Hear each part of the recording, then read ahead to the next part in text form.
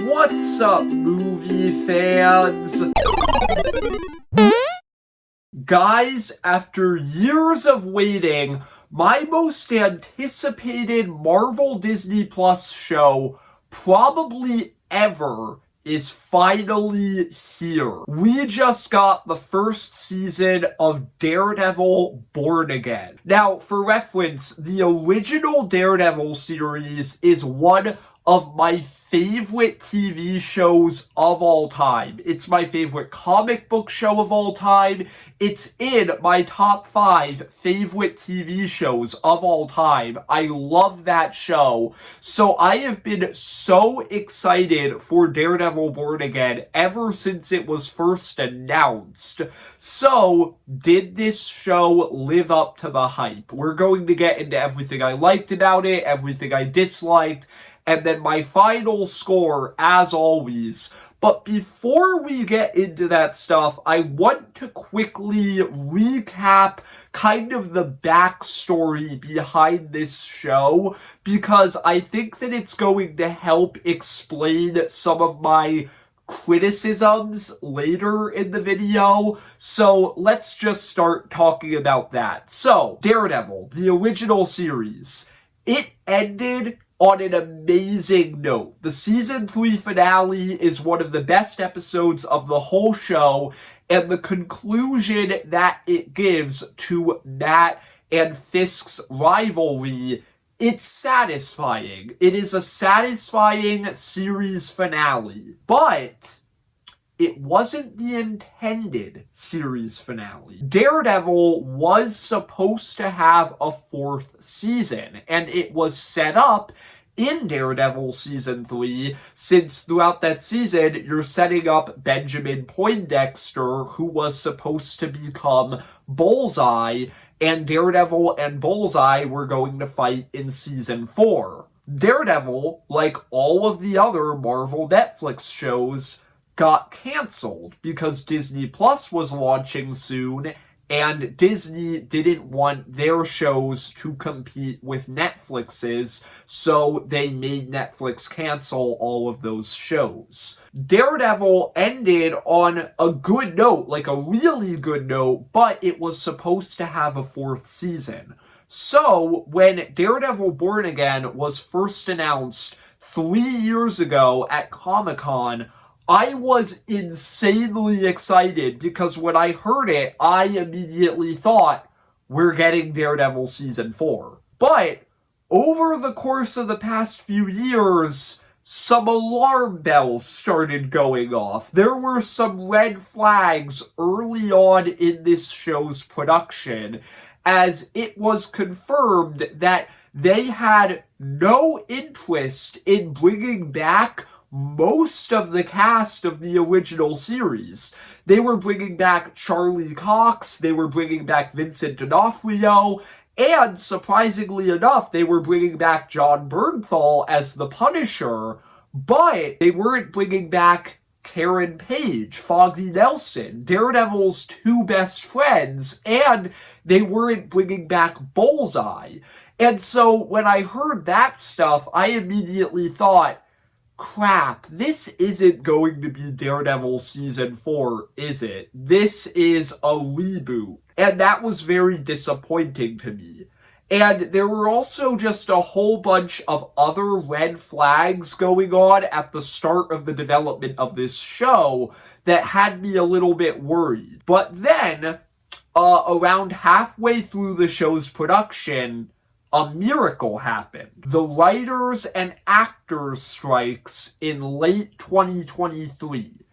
And while those were going on, Daredevil Born Again's filming had to be suspended, and Kevin Feige kind of looked at the show that they were filming, the show that they had at that point, and said, okay, this sucks. So, they did something insane, and they fired almost all of the writers, showrunners, directors working on the show at the time, and they hired a completely new creative team.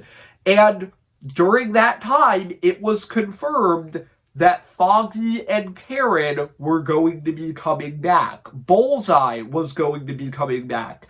They were originally going to be recasting Vanessa, but they changed their minds and they brought the original Vanessa actress back. And then also they brought in directors who worked on Loki and Moon Knight. They brought in a showrunner who worked on The Punisher.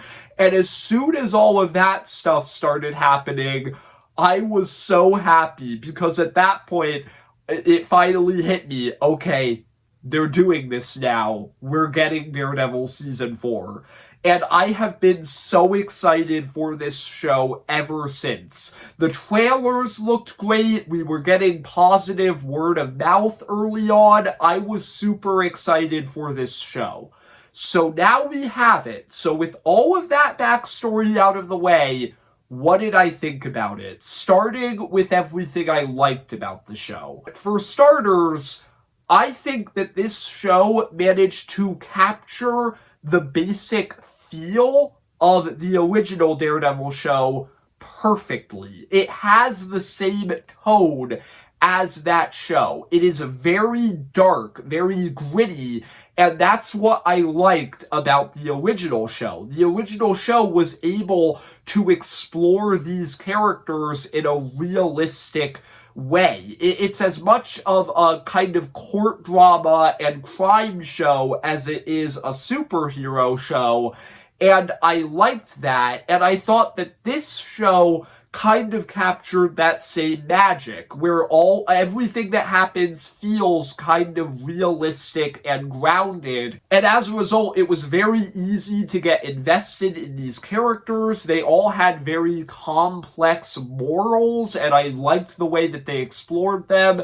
So yeah, in general, I thought that tonally, this show felt like a sequel to Daredevil, which I thought was really cool. But tone is one part of the equation. The most important thing to get right is the story. So, did the story of Daredevil Born Again work for me?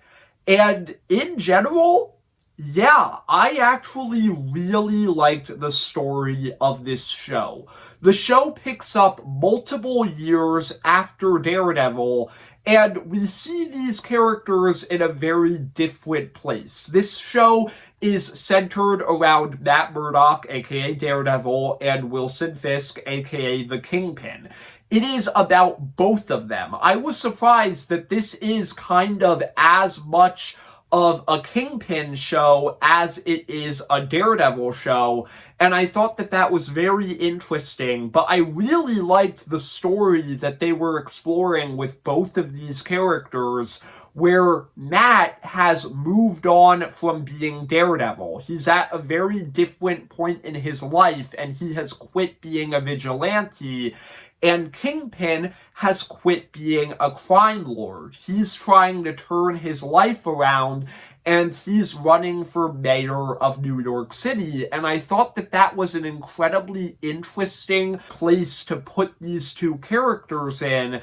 And I thought that the arc that they both get in this season was fascinating, as it's essentially about the two of them trying to move on, but inevitably slipping back into their old habits because they just can't help themselves. I thought that that was very interesting. However, we do need to talk about how they got Matt into this place. And to do it, we're gonna have to talk about spoilers. If you haven't seen Daredevil Born Again, I would recommend you leave this video, although what I'm about to say, it happens in the first 20 minutes of the show. The show kills off Foggy. Very early on, in the first 20 minutes of episode 1, it kills off Foggy.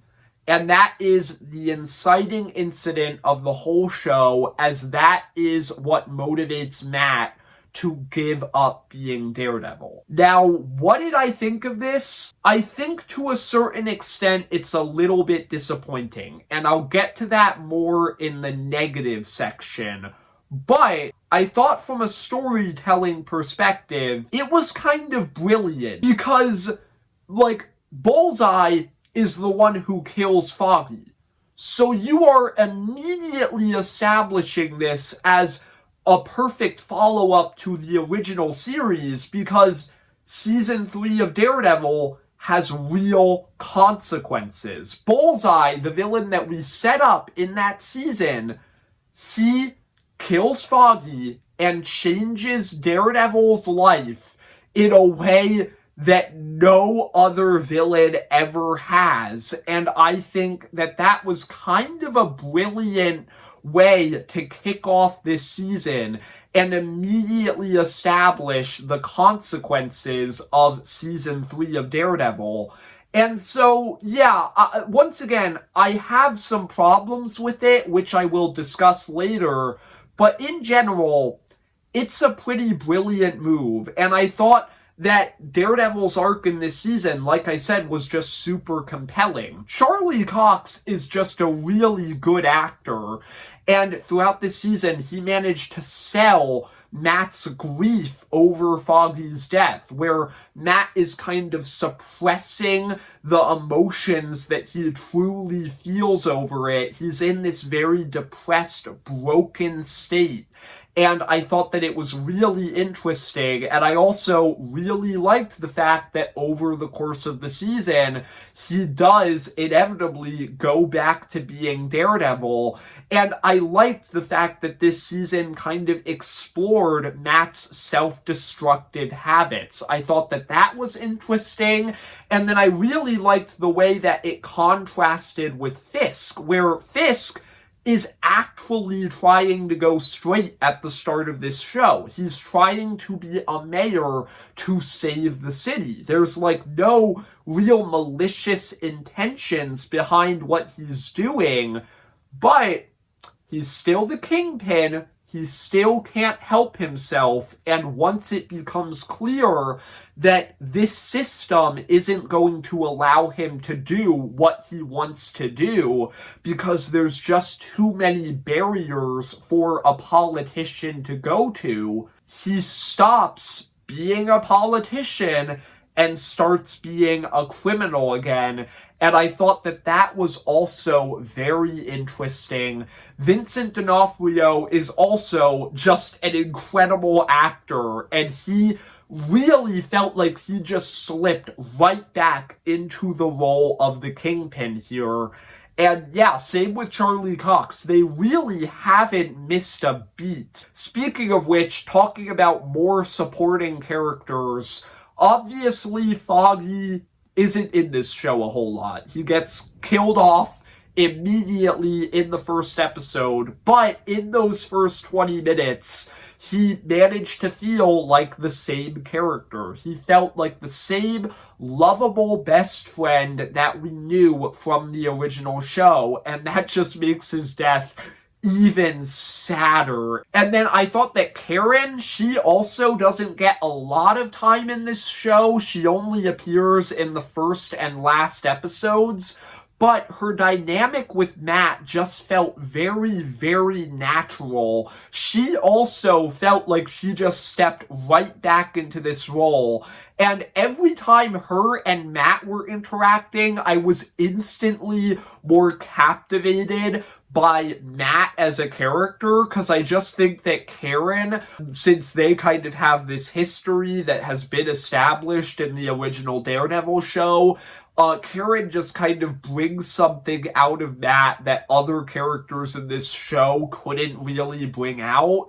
I really liked the fact that they brought back Punisher. I thought that he was fantastic in this show.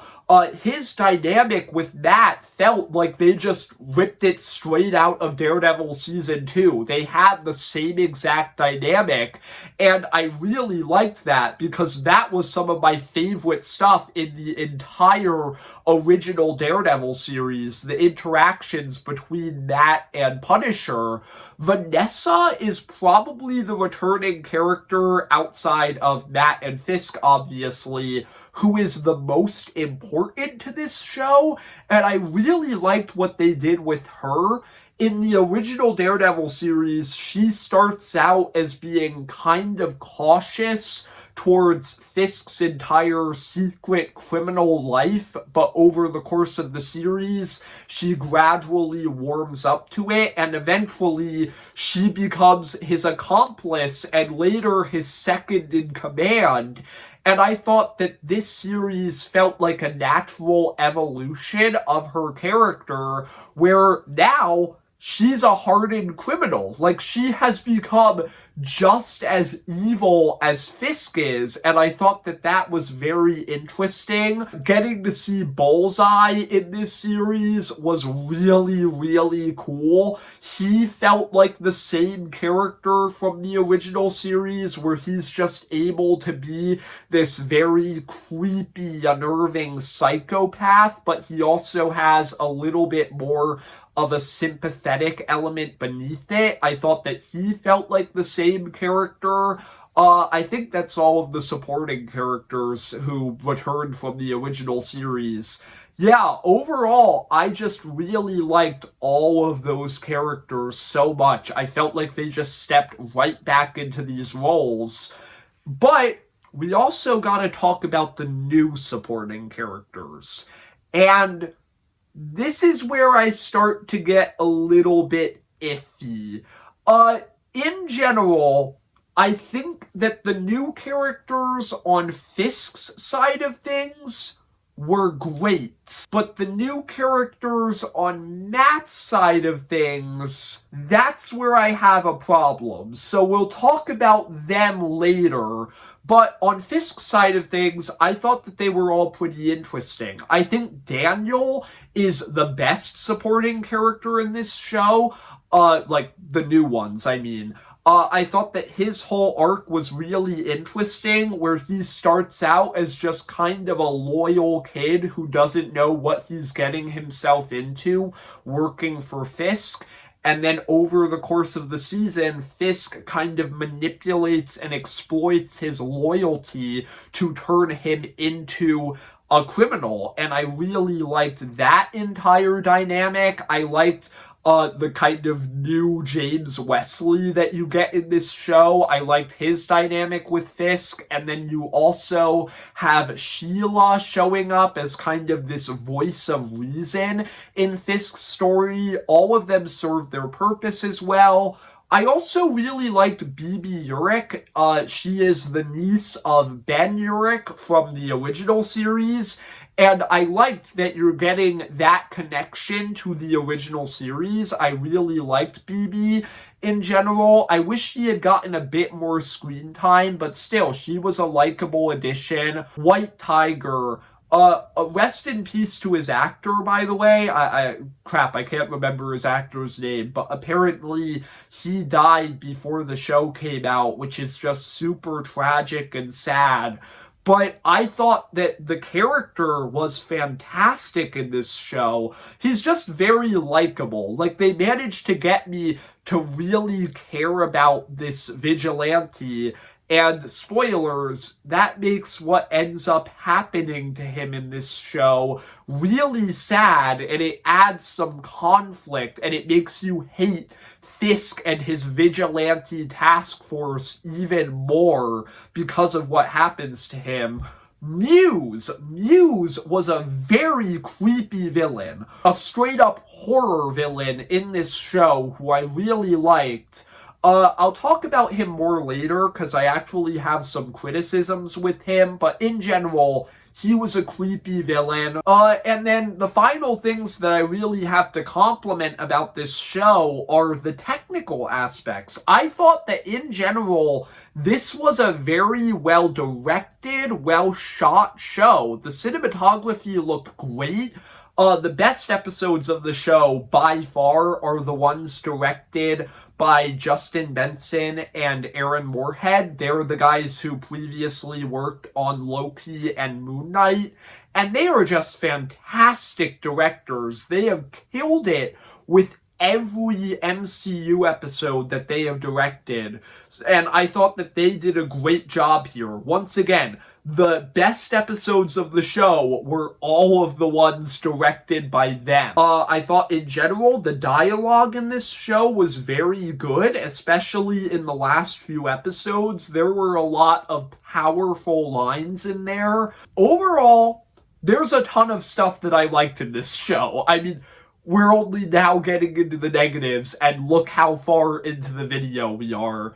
But I do have some negatives, and we need to get into them. And the big problem with Daredevil Born Again is what I was talking about at the beginning of the video. There was a creative overhaul in this show, and you can tell. I'm very sad to say it, but it is very noticeable.